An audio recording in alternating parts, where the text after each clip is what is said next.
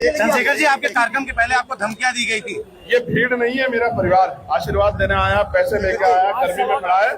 इनका कर्ज मैं उसको उतारूंगा। चंद्रशेखर जी, कार्यक्रम से पहले धमकियां दी गई थी आपको। देखिए भाई, ऐसा हम संविधान को मानने वाले लोग हैं, हम धमकियों से डरेंगे तो हमारे लोगों का मनोबल गिर जाएगा। हमारा काम कौन करेगा?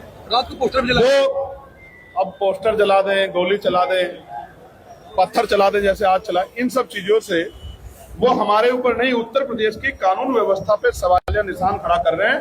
खाकी के इकबाल पे मुख्यमंत्री की जो भाषण देते हैं वो तुरंत खामन के, कानून व्यवस्था बहुत अच्छी है, हर चौराहे पे यमराज खड़े हैं, कोई अपराधी नहीं बन सकता। ये उनके ऊपर सवाल खड़ा। जब मुझसे पूछने के बजाय मुख्यमंत्री ने पूछो कि एक चुने हुए सांसद के पैर तोड़ देंगे, घुसने देंगे, ये कोई दूसरा देश है क्या कि घुसने नहीं दोगे? यहाँ पे मुझे वीजा की जरूरत है क्या?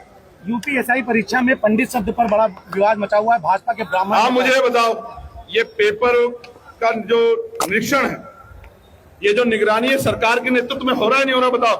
तो जानबूझ के सरकार मुख्यमंत्री अपमानित करने का काम करे तो आपको मुख्यमंत्री से पूछना चाहिए कि लगातार ऐसा काम क्यों कर रहे हैं। हालांकि मैं कहना चाहता हूं, यहाँ तो बहुजन समाज के लोग सदियों से अपमानित होते आ रहे हैं।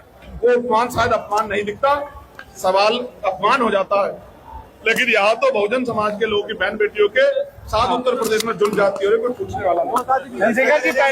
पहले लाइन दे दूंगा। मैं विपक्ष के साथियों को ये कह रहा हूँ, जिस तरह से अयातुल्लाह खamenei साहब, क्योंकि हम लोग बाराबंकी में हैं और मुझे बताया गया कि उनके पूर्वज यहीं से थे, उनका रिश्ता है यहाँ से।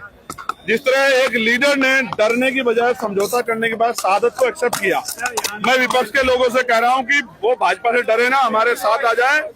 हम लोग मिलकर उत्तर प्रदेश में इस भारतीय जनता पार्टी की सरकार को 2027 में उखाड़ फेंकेंगे। लीडर कौन होगा? लीडर कौन होगा? लीडर कौन होगा? जो बात आप कह रहे हैं उसका लीडर कौन? आजाद समाज पार्टी ही मुकाबला कर रही है, यूजीसी या कोई भी मामला, बाकी सब लोग तो चुप है।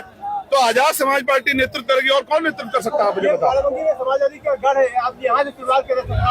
देखो, जब तक हम लोग नहीं आए थे, हम लोग काम नहीं कर रहे थे, तो ये किसी भी पार्टी को लोग वोट दे सकते थे।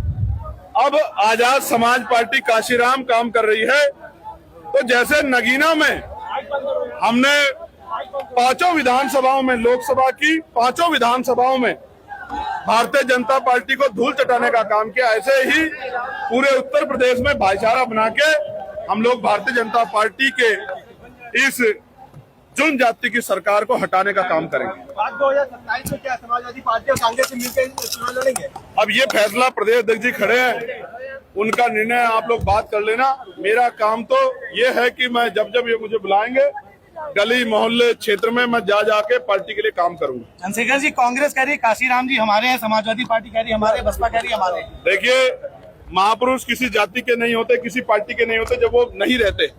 लेकिन आप भी जानते हैं कि 2006 से 26 20 साल क्यों लग गए अपने अपने बताने में।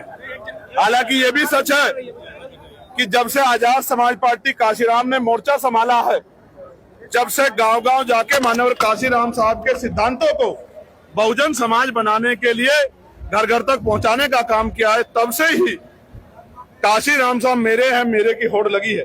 चाहे मजबूरी समझिए, जरूरत, वरना आप समझिए कि उनके नाम पे बने मेडिकल कॉलेज का नाम बदल दिया गया, उनके नाम पे बने जिले का नाम बदल दिया गया, उनके नाम पे बने अरबी फारसी विश्वविद्यालय का नाम बदल दिया गया, उनके जयंती के अवसर पे जो छुट्टी थी उसको कैंसिल कर दिया गया, और उनके संगठन बामसेब को तोड़ दिया गया। तमाम तरह की बात का काम कार्य करने वाले आज काशीराम साहब को अपना किस मुंह से बता रहे हैं? क्या उनके हाथ नहीं कांप रहे?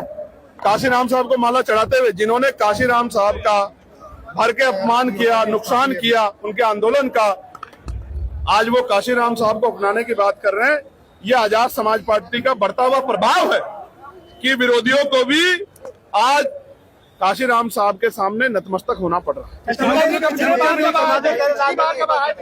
एक नारा लगा था कि एमआईएम के साथ आप गठबंधन कर लें, उस पर क्या विचार है? मैं फिर कह रहा हूं, प्रदेश का नेतृत्व जो फैसला लेगा, मैंने इनसे आग्रह किया कि भारतीय जनता पार्टी को छोड़ के, क्योंकि वैचारिक विरोध है, जो भी आप फैसला लोगे हम आपके नेतृत्व में उत्तर प्रदेश में काम करेंगे। और मैं आपको विश्वास से कह रहा हूं, अभी तक कोई पार्टी चुनावी मोड में नहीं है। ये हमारी उत्तर प्रदेश में 7वीं रैली है और ऐतिहासिक जनसभा में मीडिया के भाइयों ने हमें कितना कवरेज किया ये तो मीडिया के भाई बेहतर जानते हैं। चंद्रशेखर जी यहाँ लेकिन अभी 29 तारीख की रैली लखीमपुर खीरी में अपने साथियों से कहना है कि देखें इतिहास रचा जाएगा लखीमपुर खीरी में, मेरी बात को